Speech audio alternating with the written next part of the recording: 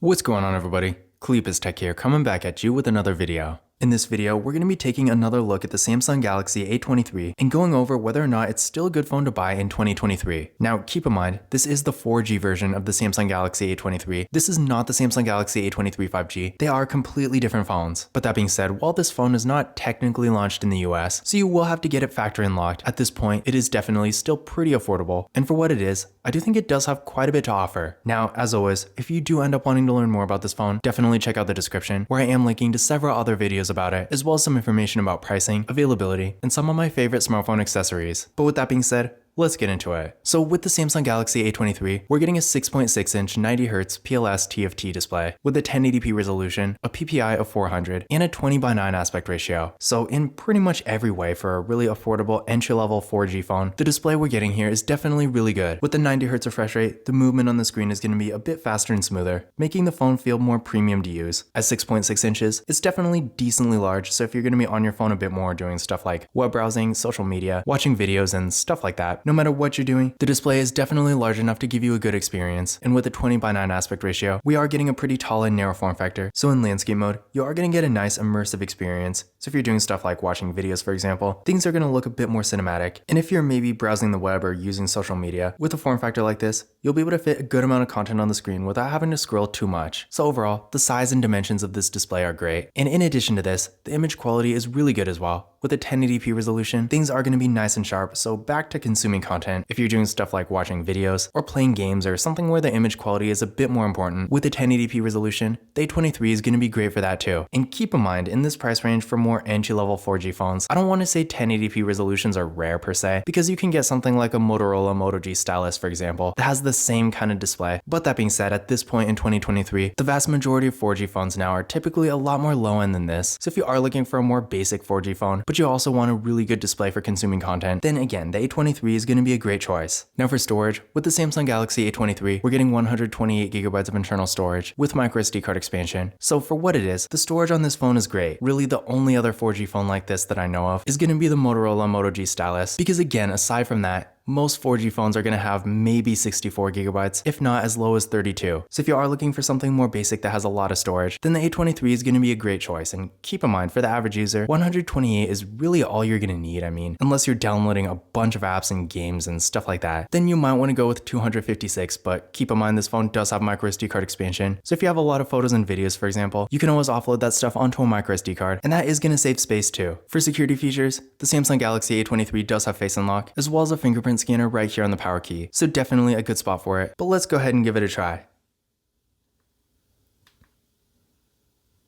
There we go. One more time. And there we go. So real fast and responsive, no issues at all. Now taking a look at the camera setup here, with the Samsung Galaxy A23, we got an 8MP selfie camera. Then on the back, we got a full quad camera setup with a 50MP main camera, a 5MP ultra-wide camera, a 2MP macro camera, and a 2MP depth sensing camera. So when it comes to features, for what it is, this phone has pretty much everything, including an ultra-wide camera and a macro camera. So if you're taking a lot of pictures and you like to have a wider variety of features, the Samsung Galaxy A23 is going to be a great choice for you. And aside from just having a bunch of features, for what it is, this phone also takes really good photos. To give you an idea of what it can do, here's some pictures taken with the Samsung Galaxy A23. And again, for what it is, things do look really nice. If you're taking pictures for maybe like social media, for example, sure, you could spend more money and get a much higher end phone that's obviously going to take better pictures, but honestly, for more normal use, I feel like you really don't need to. I mean, most people who look at a photo like this are not going to be like, that's from a low end phone or anything like that. So in general, if you are more of an average user and you don't need really studio quality photos per se, but you do want something nice that does get the job done for most situations, in that case, the camera you get with the Samsung Galaxy A23 is going to be plenty good enough. Now, when it comes to RAM and processor, with the Samsung Galaxy A23, despite not being a 5G phone, the performance we're getting here is actually pretty impressive. With this phone, we're getting 4GB of RAM with the Qualcomm Snapdragon 680 4G processor. So first of all, compared to the average 4G phone in 2023, since they don't really make higher-end 4G phones anymore, this is definitely one of the faster options. I mean, even compared to the Motorola Moto G Stylus 4G, I would say in general, the Samsung Galaxy A23 is quite a bit faster. So if you are looking for a more basic 4G device, but you still do want decent decent performance for more everyday use, then I do think this phone is going to be a great choice. And honestly, even compared to a lot of 5G phones, stuff like the Samsung Galaxy A14 5G, even the A23 5G for that matter, and like the Motorola Moto G Stylus 5G, and pretty much everything else in that general price range. Sure, most of those phones are technically faster, but at the same time, it's not like they're that much faster than this phone. So again, for more everyday normal use, stuff like web browsing, social media, watching videos both on YouTube and other streaming platforms, and even some mobile gaming every now and then. For that kind of activity, despite being a 4G phone, and despite not being the fastest phone ever, for what it is, the performance we're getting with the Samsung Galaxy A23 is actually pretty impressive. Now I did run a benchmark test on this phone using Geekbench 5.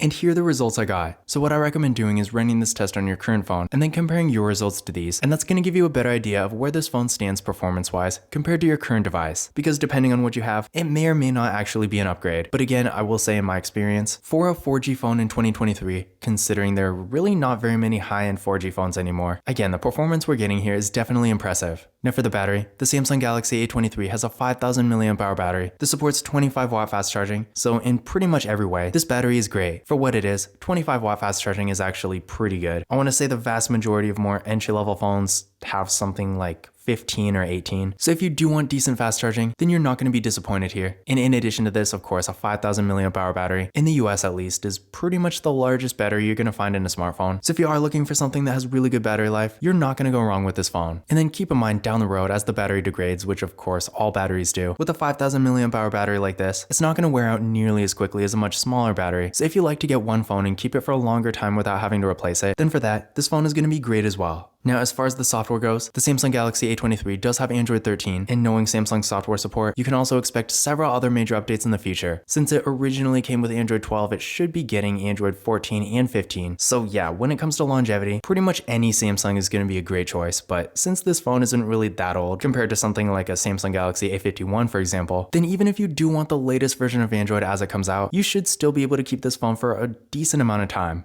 In addition to this, the Samsung Galaxy A23 does actually have NFC, so if you like to use tap and pay, you'll be happy to know you can with this phone. This is another advantage the A23 has over probably its closest competitor, the Motorola Moto G Stylus 4G 2022, because for whatever reason, that phone doesn't have NFC, whereas again, this phone does, so if you do like to use tap and pay, definitely keep this in mind. But in conclusion, is the Samsung Galaxy A23 still worth buying in 2023? In general, with 5G becoming more and more of a standard, just because of that, it's kind of debatable. But aside from not having 5G, for an entry-level phone, the Samsung Galaxy A23 has pretty much everything else you might need. It has NFC so you can use tap and pay. It has a great camera setup with pretty much all the features a mid-range phone typically has. It has a really nice display with a sharp 1080p resolution. It has a great battery, and despite only being a 4G phone, it is also really fast. And not to mention, since it does have Android 13 and Samsung level software support, you're not going to have to worry about that either. And keep in mind, in this price range, outside of Samsung, so far we haven't really seen that many phones that actually do have Android 13. I want to say the vast majority of them, for whatever reason, still only have Android 12, which is kind of disappointing. So yeah, if you really do want Android 13 and more of an entry-level phone, sure, I know a lot of phones like Motorola's and OnePlus are going to update pretty soon, but as of right now, Samsung is still among the best. So in general, if you don't really care about 5G, but you are looking for more of a basic phone that has a really nice display, a great camera, plenty of storage, features like NFC, and a really good battery, then despite being about a year old now, I do think the Samsung Galaxy A23 4G is still worth considering. Now once again, if you do want to learn more about this phone, definitely check out the description, where I will be linking to several other videos about it, as well as some information about pricing,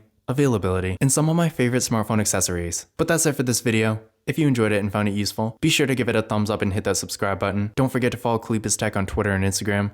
And as always, I will see you in the next video.